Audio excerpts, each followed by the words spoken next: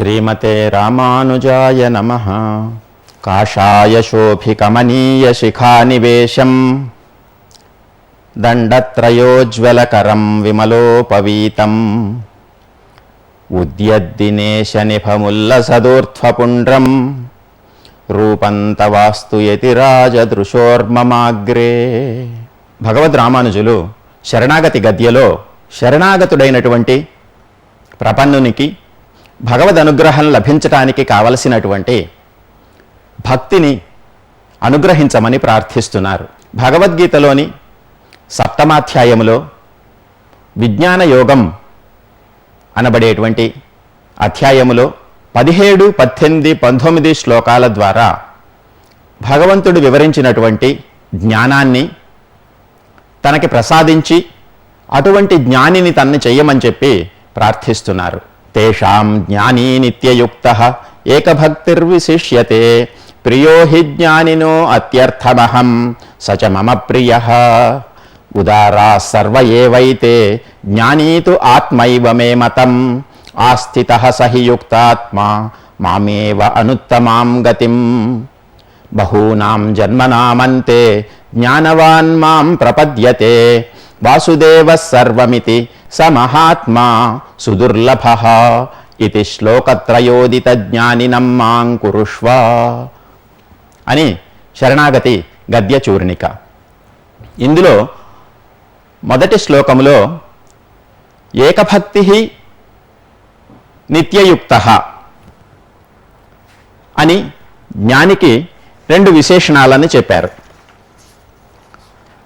రెండవ శ్లోకంలో సహి యుక్తాత్మా అని జ్ఞాని విశేషణంగా చెప్పారు.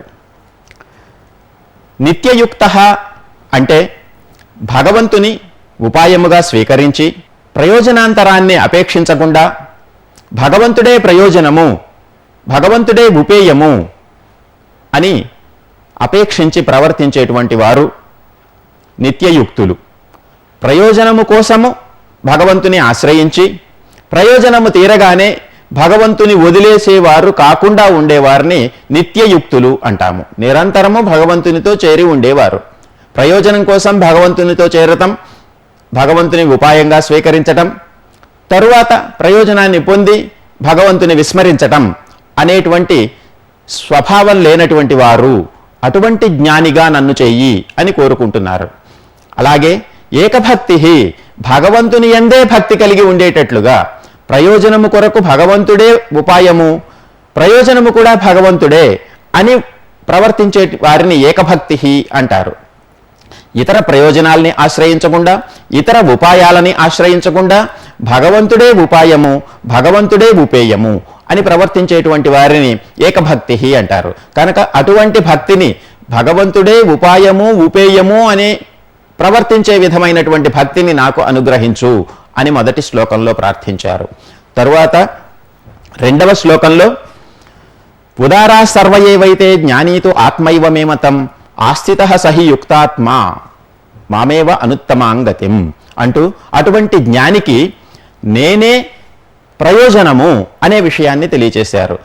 నలుగురిలోనూ ఈ జ్ఞాని భగవంతునికి అత్యర్థం ప్రియుడు అన్నారు. మాటల చేత చెప్పలేనంత ప్రీతి కలిగినటువంటి వాడు. అహం నేను జ్ఞానినః అత్యర్థం ప్రియః సహ అత్యర్థం మమ ప్రియః అని జ్ఞానిని భగవంతుడు తనకు ప్రియునిగాను తనను జ్ఞానికి ప్రియునిగాను మాటలతో చెప్పలేనంత ప్రీతిని భగవంతుడు ఈ శ్లోకంలో వివరిస్తున్నాడు. కాబట్టి ప్రీతి రూపమైనటువంటి జ్ఞానమే భక్తి. భక్తి అంటే వేరు లేదు, ప్రీతి రూపాపన్నం జ్ఞానం. జ్ఞానాన్నే భక్తి అన్నారు. భవతు మమ పరస్మిన్ సేముషి భక్తి రూప, భక్తి రూపమైనటువంటి జ్ఞానము అన్నారు. కాబట్టి జ్ఞానము వేరు, భక్తి వేరు కాదు. భగవంతుని యందు ఉన్నటువంటి జ్ఞానమే తాను భగవంతునికి శేషభూతుడను అనేటువంటి జ్ఞానమే భక్తుని జ్ఞాని అని వ్యవహరింపచేస్తుంది.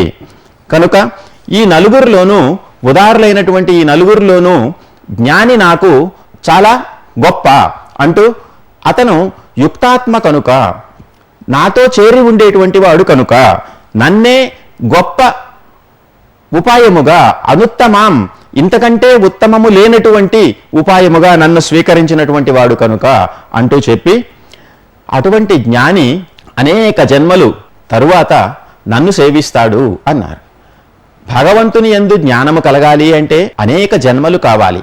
అనేక జన్మల యందు చేసినటువంటి పుణ్య విశేషము చేతనే భగవంతుని యందు భక్తి కలుగుతుంది అన్నారు. బహూనాం జన్మనాం అంతే జ్ఞానవాన్ మాం ప్రపద్యతే వాసుదేవ సర్వమితి స మహాత్మా సుదుర్లభ అన్నారు. భగవంతుని సాక్షాత్ కంఠత వచనం ఇది భగవద్గీత యందు.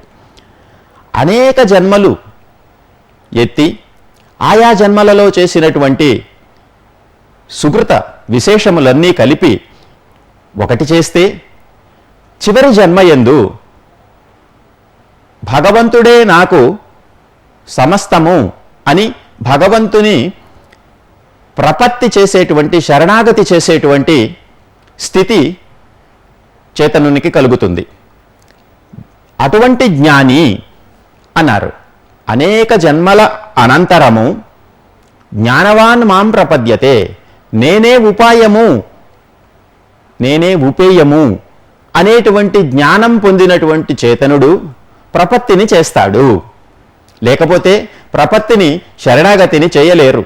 కర్మనో జ్ఞానాన్నో భక్తినో స్వతంత్రంగా భావించి కర్మ ద్వారా, జ్ఞానం ద్వారా, భక్తి ద్వారా భగవంతుణ్ణి పొందాలి అని ప్రయత్నం చేస్తూ ఉంటారట. కానీ ఏ ఇతర సాధనముల చేత భగవంతుడు పొందపడడు.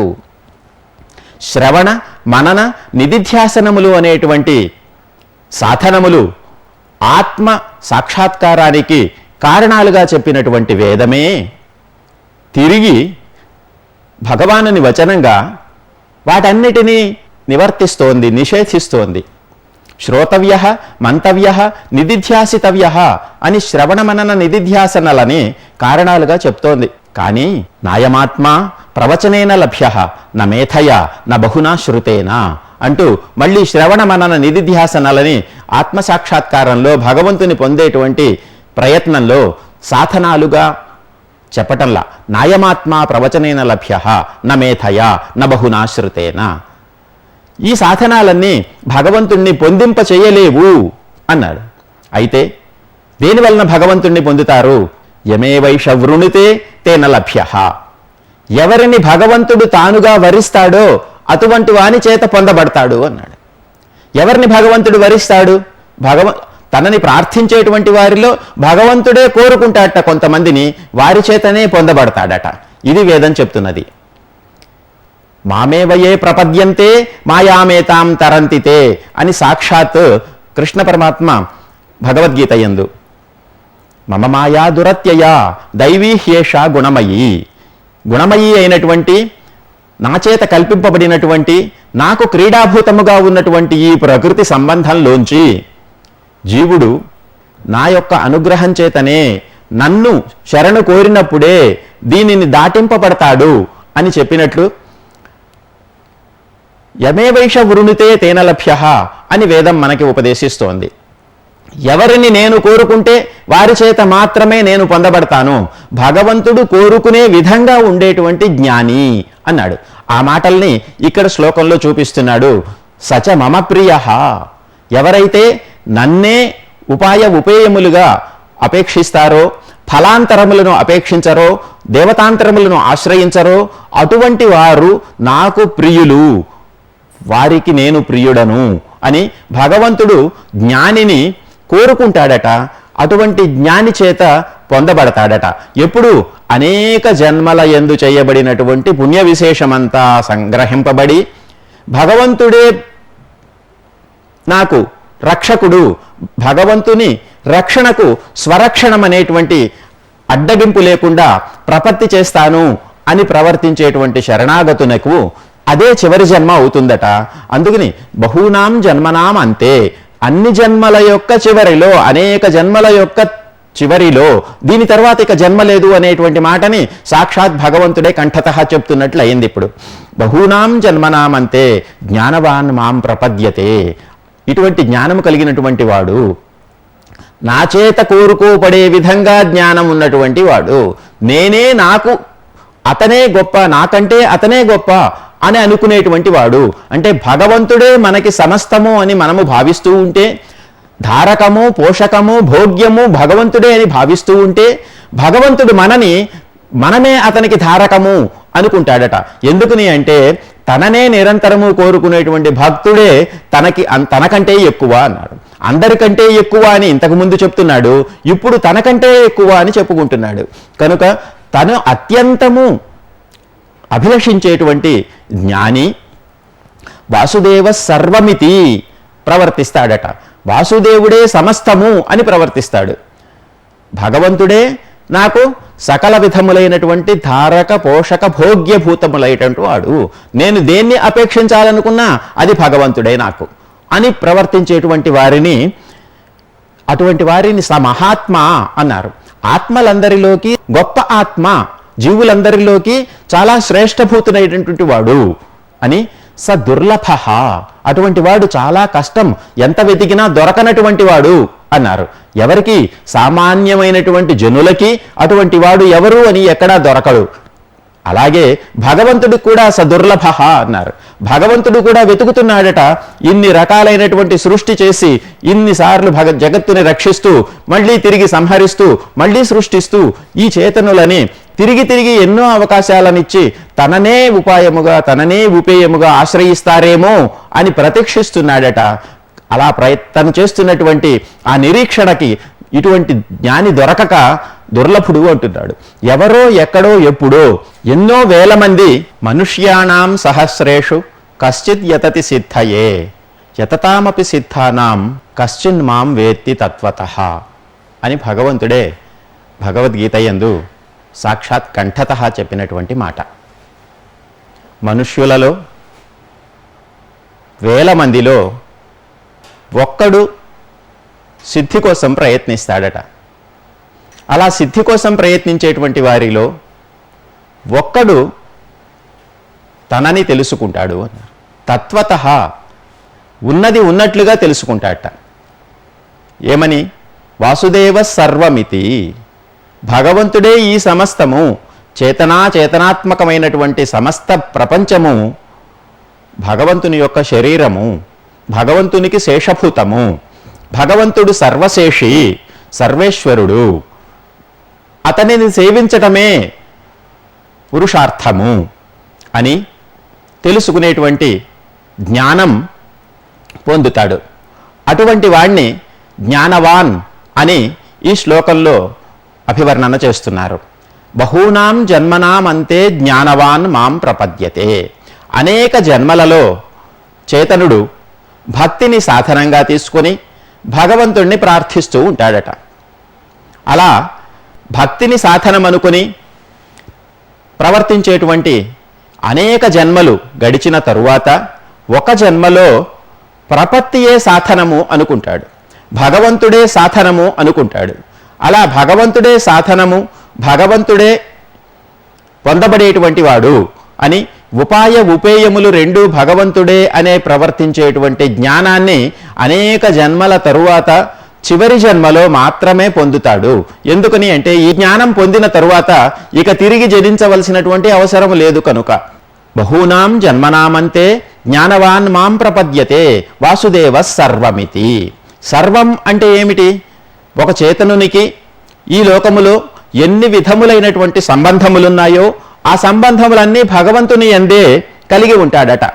లోకములో ఒక వ్యక్తికి తల్లి యందు సంబంధం ఉంటుంది, తండ్రి యందు సంబంధం ఉంటుంది, తల్లిదండ్రులు, తోబుట్టువులు, భార్యాబిడ్డలు, గురువు, నివాసము, ఉపాయము, గతి అని నవవిధములైనటువంటి సంబంధములు ఒక వ్యక్తికి ఇతరులతో ఉంటాయి.